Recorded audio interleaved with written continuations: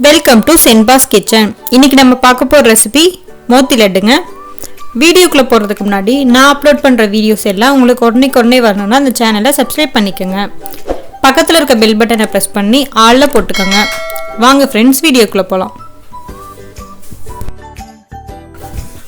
தேவையான பொருளை எடுத்து வச்சுருக்கீங்க. 1 கப் கடலை மாவு ஆட் பண்ணிக்கலாங்க.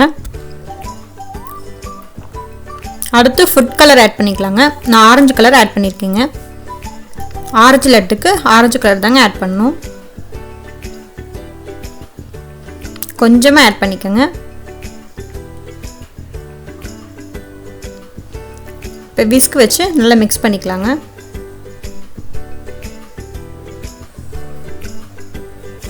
நான் மாவு வந்து ஜலிச்சு வச்சுருக்கேங்க. இப்போ தேவையான அளவுக்கு தண்ணி ஊற்றி மிக்ஸ் பண்ணிக்கலாங்க. கட்டி இல்லாமல் கரைச்சிக்கோங்க.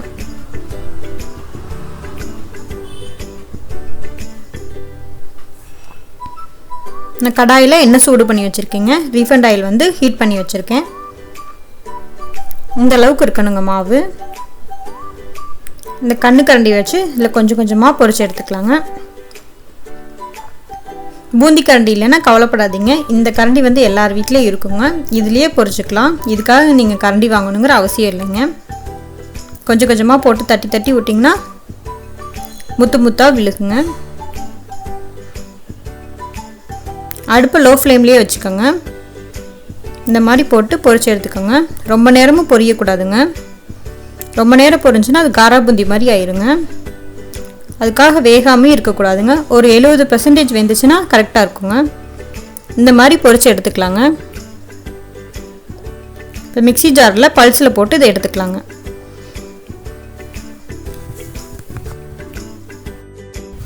இது ஆறட்டுங்க. அதுக்குள்ளே நம்ம பாவு காய்ச்சிக்கலாங்க. 3/4 கப் அளவுக்கு சர்க்கரை எடுத்துருக்கேங்க. அதே அளவுக்கு தண்ணி சேர்த்துக்கோங்க. நான் 1 கப் கடலை மாவு, 3/4 கப்பு சர்க்கரை, 3/4 கப்பு தண்ணி. இந்த அளவு கரெக்டாக இருக்குங்க. மெஷர்மெண்ட் ரொம்ப ரொம்ப முக்கியங்க. அப்போ தான் லட்டு உங்களுக்கு நல்லா சாஃப்டாக வருங்க. நீங்கள் 10 நாள் இந்த லட்டு வெளியே வச்சுட்டிங்கன்னா கூட அதே சாஃப்ட்னஸ் இருக்குங்க. இந்த அளவு மறக்காமல் ஃபாலோ பண்ணிக்கோங்க. இப்போ ஒரு 5 நிமிஷம் இதை நல்லா கொதிக்க வச்சுக்கலாங்க.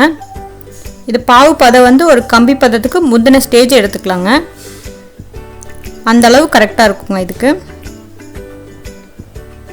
ரொம்ப நேரம் பாகு காய்ச்சிடவும் கூடாதுங்க. அப்புறம் வந்து லட்டு வந்து கிறிஸ்டல் ஆயிருங்க. 5 நிமிஷம் நல்லா கொதிக்கட்டுங்க.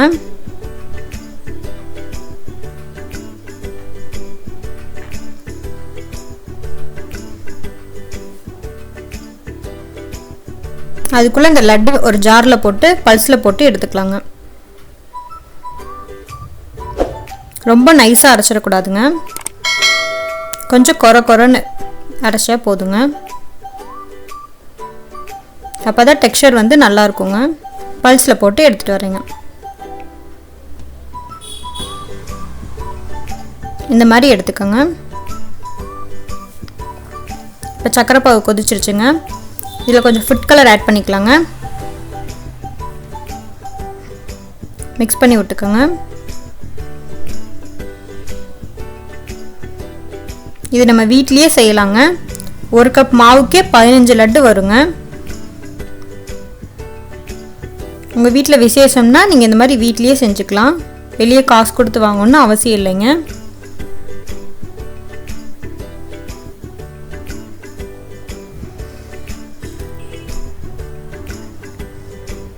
இப்போ வந்து அரைச்சி வச்சுருக்க பூந்தி எடுத்து இதில் போட்டுக்கலாங்க. போட்டு மிக்ஸ் பண்ணிக்கோங்க. இது மிக்ஸ் பண்ணோடனே அடுப்பு ஆஃப் பண்ணிடுங்க. ரொம்ப நேரம் போட்டு கிண்டிகிட்டு இருந்தீங்கன்னா லட்டு வந்து சாஃப்டாக வராதுங்க, ஹார்டாயிரும். இப்போ கொஞ்சம் உங்களுக்கு தண்ணியாக இருக்க மாதிரி தாங்க இருக்கும். ஒரு 1/4 மணி நேரம் ஆற வச்ச பிறகு பார்த்தீங்கன்னா அந்த பூந்தியெல்லாம் அந்த ஜீரப்பாவை வந்து அப்சர்வ் பண்ணிக்கும். இப்போ அடுப்பு ஆஃப் பண்ணி ஒரு 1/4 மணி நேரம் தனியாக வச்சுருங்க. நல்லா ஆறட்டும்.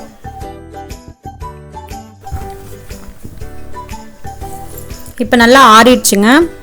ஆறின பிறகு நல்லா சாஃப்டாக இருக்குங்க.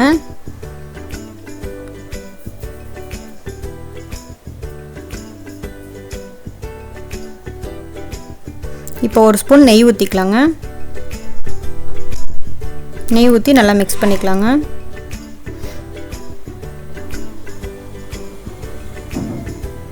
வெள்ளரி விதை ஆட் பண்ணியிருக்கேங்க. இது ஆப்ஷனல் தான். வெள்ளரி விதை உங்கள்கிட்ட இல்லைன்னா முந்திரி, கிறிஸ்மஸ் பழம் இந்த மாதிரி எதாவது நீங்கள் ஆட் பண்ணிக்கலாம். அது உங்கள் விருப்பம்.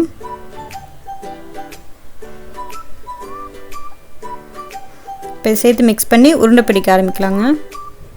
லட்டு நல்லா சாஃப்டாக வந்திருக்குங்க. பார்த்தீங்கனாலே தெரியும். நீங்கள் 10 நாள் வெளியே வச்சாலும் இதே சாஃப்ட்னஸில் இருக்குங்க.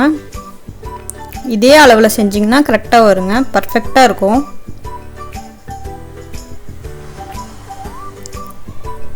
அவ்வளோதாங்க, லட்டு ரெடி ஆயிடுச்சுங்க. இந்த மாதிரி உருண்டை பிடிச்சி ஒரு பிளேட்டில் வச்சுக்கலாங்க. இந்த வீடியோ பிடிச்சதுன்னா லைக் பண்ணுங்கள், கமெண்ட் பண்ணுங்கள், உங்கள் ஃப்ரெண்ட்ஸுக்கு ஷேர் பண்ணுங்கள், இந்த சேனலுக்கு சப்ஸ்கிரைப் பண்ணுங்கள்.